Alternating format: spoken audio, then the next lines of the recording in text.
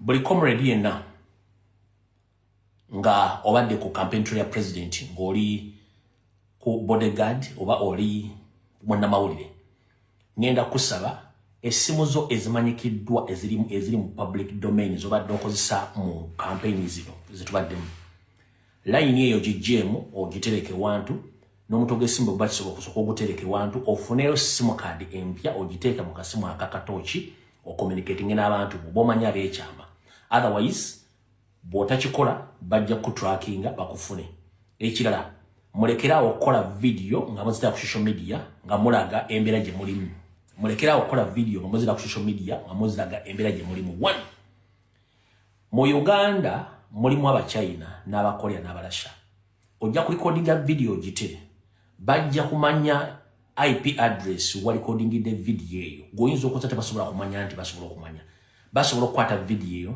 ne bagiteeka mbibo bikalimagezi bamanya IP address wa recordingide video basobola okufuna kati njala tubere bakala ngo wana bomusota bakabulaza mwenna omanyi wadde mu struggle line ziri publicly zibadde zimanyikiddwa zijje mu simu yo ofune akasimu akatono ogule line empya obojiguze manya ga mukwano go oba gwa mwanyo kuba ga baga kitaawo jobokozesa to communicate era ne obadde obeera nga bamanyikiddwa shifting okko kyusaamu ko mukola ya labada style kyusaamu omanyi obadde campaign trail ya president ngobadde bodyguard obadde amunnamawulire kyusaamu ko katono don't panic ne kyusaamu okitegeera era abantu abadde bakubira ku ile simu bagambe tebadda kuddamu kulaba until further notice sekyutalati esooka sekyutalati okubiri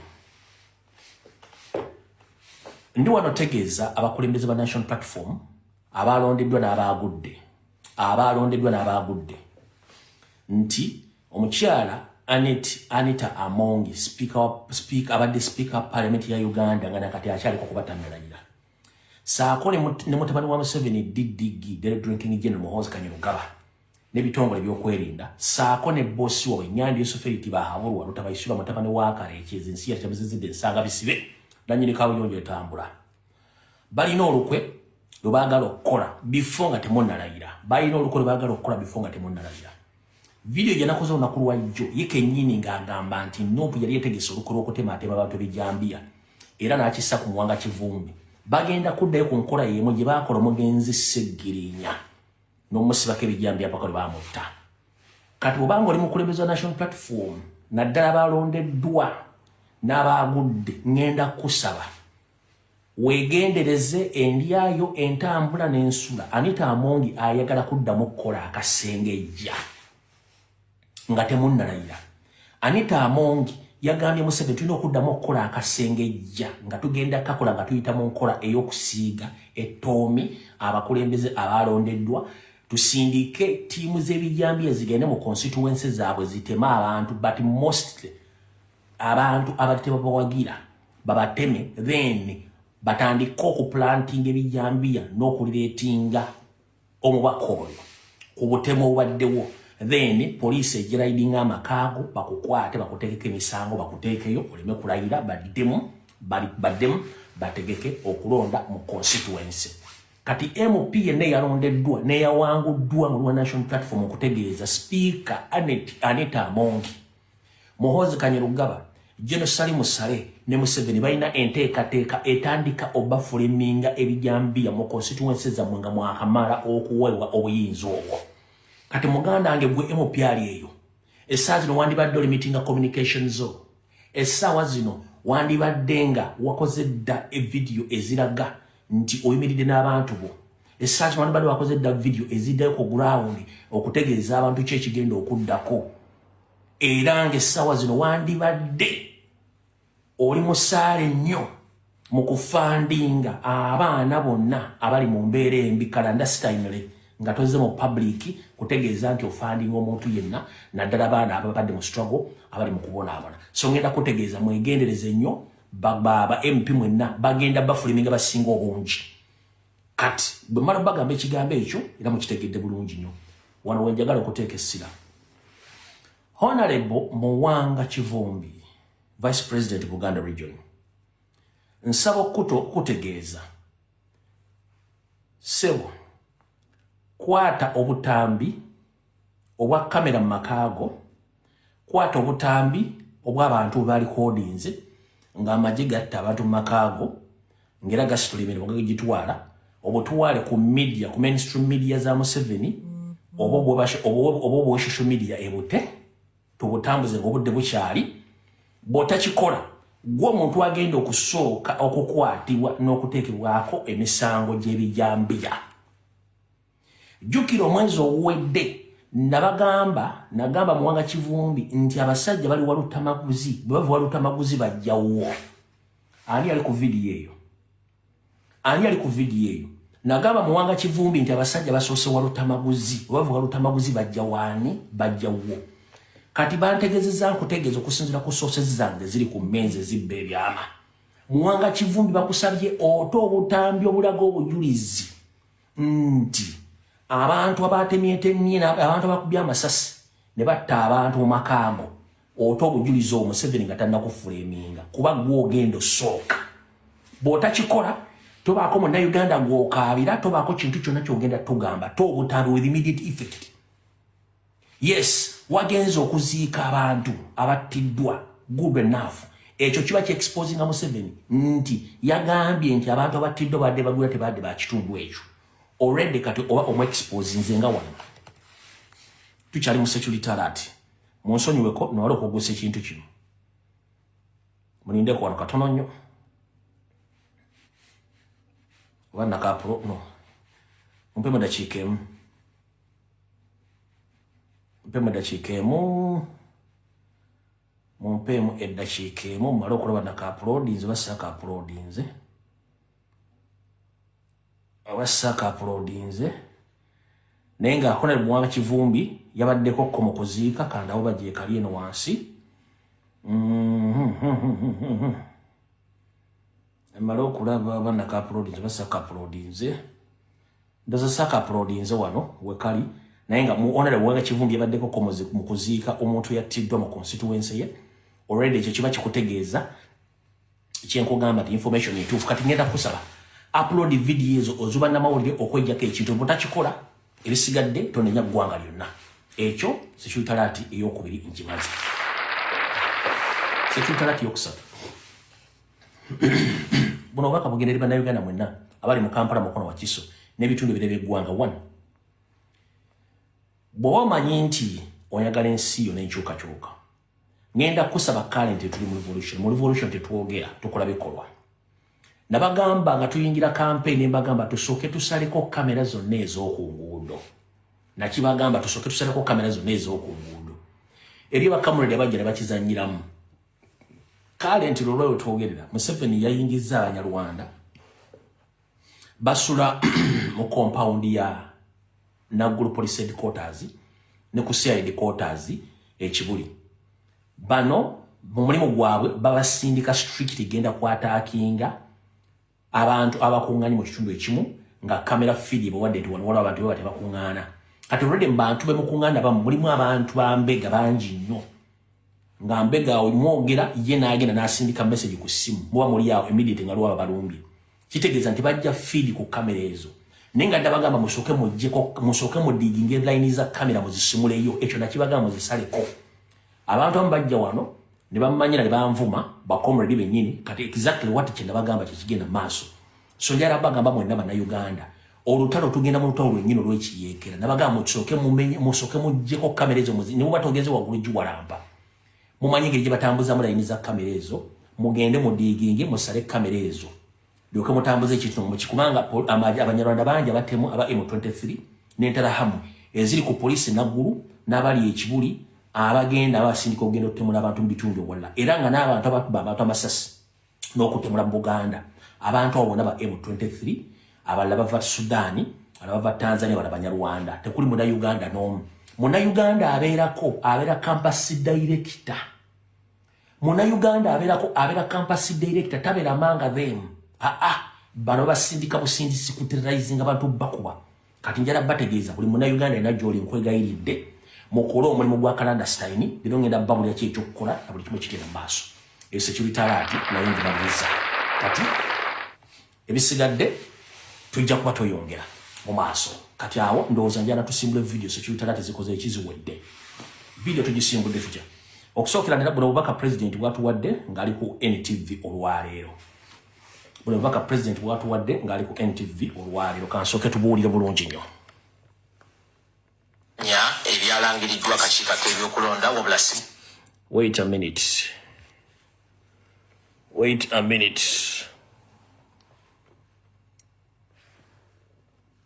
Ebyalangiriddwa akakiiko k'ebyokulonda wabula si mwetegefu kugenda mu kkooti kubanga nazo tazeesiga. Omusasi waffe Kabiti mu bujjuvu.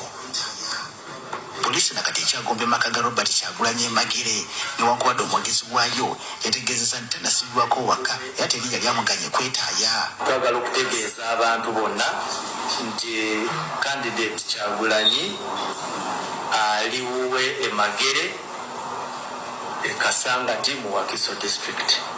Tali under house arrest. Bwe tuba tuli ba arrestinga Kyagulanyi tuba tujja kubategeeza tubawe n'ensonga kulaki twamukutte. Mulaba abatambula okuyita ku misanvu gyayo beba balina amaka ag'okumulirano n'ewa Kyagulanyi. Olwaliro Ssaabawandiisi wa NUP David Lewis Rubongoya abadde agenze ewa Kyagulanyi okumutwalira ku mmere.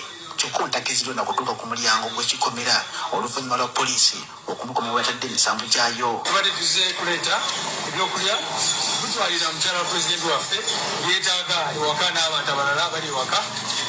Naye unfortunately nga bwemulaba wakawe wakyaliwo emisanvu gya poliisi, wakyaliwo poliisi n'amagye bebunguludde ekifo ate ne munda mwe bali okusinziira famire ebadde eteekayo n'ebifaananyi bye mubadde mulabyeko.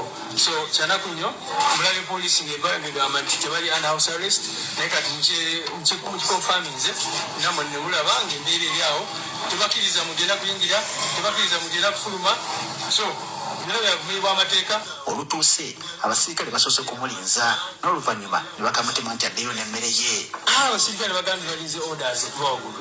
Mulabye ebbanga lyentutaawo nga mbabuuza ki kigenda mu maaso togenda kuyingira okutuusa orders bwe ziba nga zivudde waggulu. Naye ekyewuunyisa nnyo nti n'emmere basobola okumugaana okugifuna. Oluvannyuma lw'ennaku 5 ne bakugamba nti emmere gye balina gye badde naye eweddewo ne batusaba tubongere emmere ate ne tutuuka wano poliisi n'etulemesa okugiyingiza. Kya buswavu nnyo era tukivumirira nnyo. Obutambi bwa Kyagulanyi bwafulumya bulaga nti tali wuwe n'okutuusa kati poliisi esusse ku ky'okwebulungula.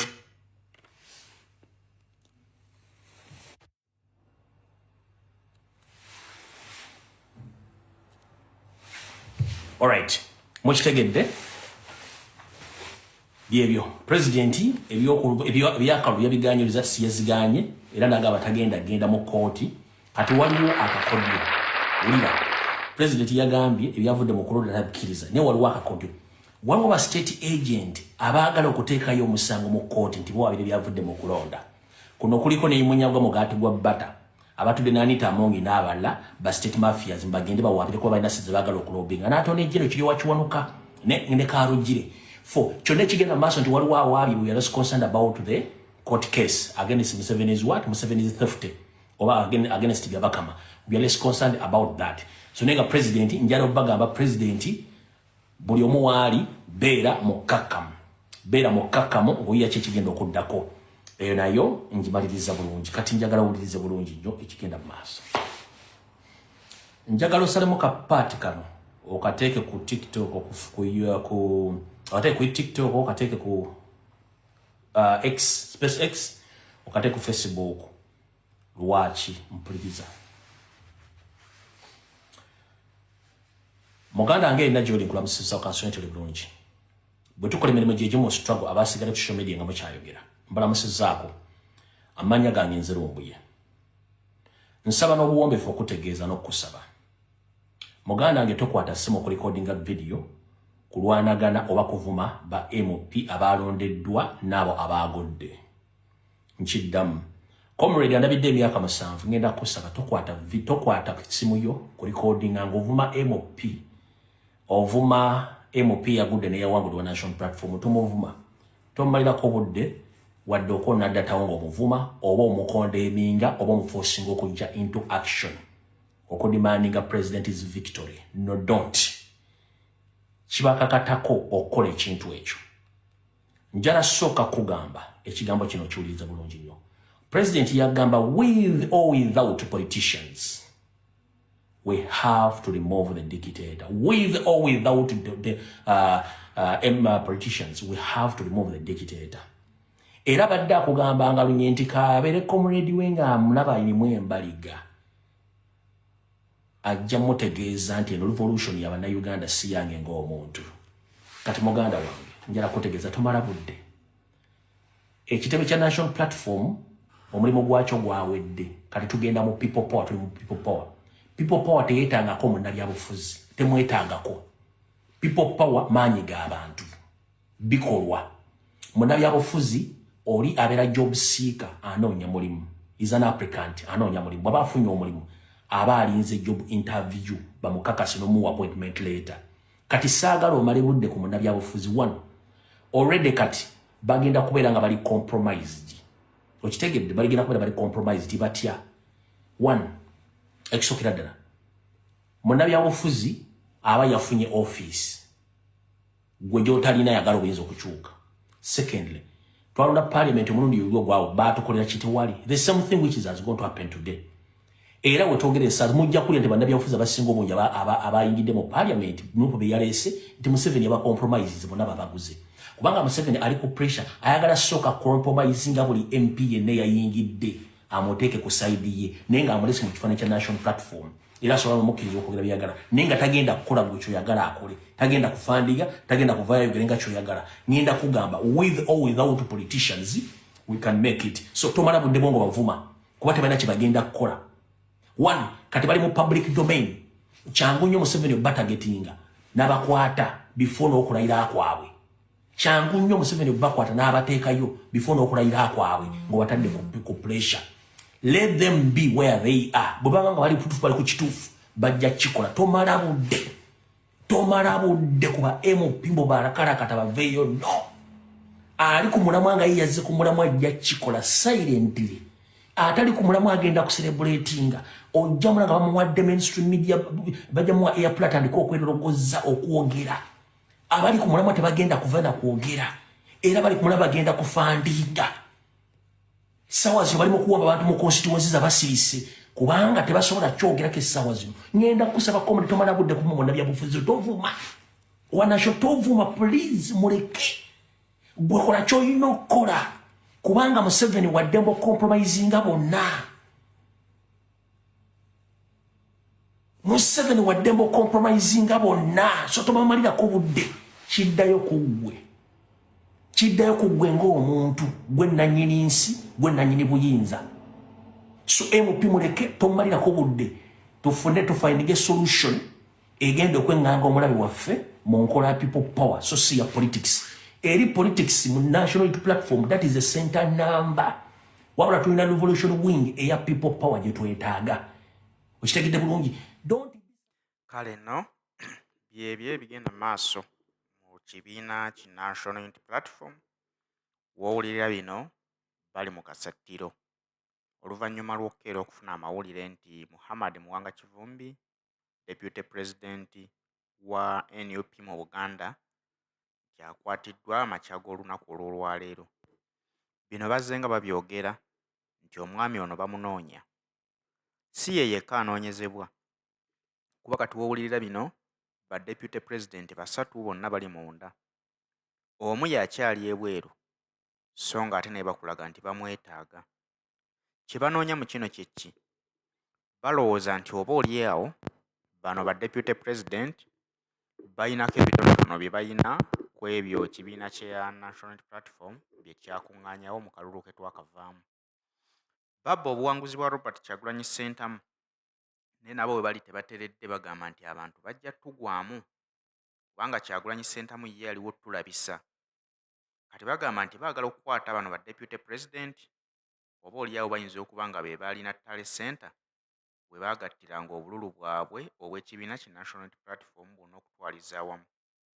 Mu kaseera nga Robert Kyagulanyi Ssentamu tebamanyi wa waali, baalumba amaka ge ne bagaaza ne batabaako kye bafunayo.